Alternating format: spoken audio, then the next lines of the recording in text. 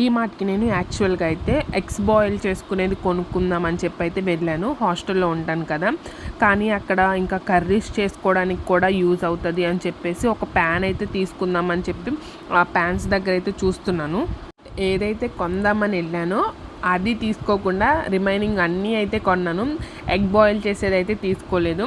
But curries చేసుకోవడానికి pan అయితే ఒక ప్యాన్ వెతుకుతున్నాను తీసుకుందామని చెప్పేసి. ఏది సెలెక్ట్ చేసుకోవాలో అర్థం కాలేదు.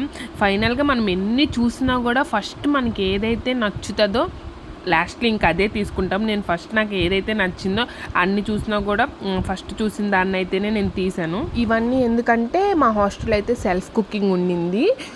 ఎప్పుడైనా హాస్టల్లో పెట్టిన ఫుడ్ బోర్ కొట్టేసి మనకే వండుకోవాలి అని అనిపిస్తే, ఎప్పుడైనా వెజిటేబుల్స్ ఆర్ నాన్ వెజ్ ఏదైనా వండుకోవాలనిపిస్తే ఉంటుంది అని చెప్పేసి అయితే నేను తీసుకున్నాను.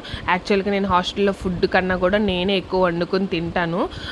వేరే ప్యాన్ ఉండాలి, కానీ నా ఫ్రెండ్ అది తను వెకేట్ చేసేసింది. సో తను తీసుకువెళ్ళిపోయింది. అందుకని నాకంటూ ఓన్గా ఉండాలని చెప్పేసి నేనైతే ఇప్పుడు తీసేసుకుందామని చెప్పేసి అయితే తీసుకున్నాను.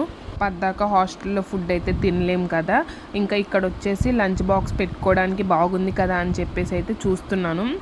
కానీ అదైతే నేను తీసుకోలేదు. ఆల్రెడీ నా దగ్గర ఉండింది, బాగుంది కదా అని చెప్పి చూస్తున్నాను. ఇంకా నా డీమార్ట్ షాపింగ్ అయితే అయిపోయింది. ఇంతే ఈ వీడియో. మీరైతే లైక్ చేసి సబ్స్క్రైబ్ చేయండి. Thank you.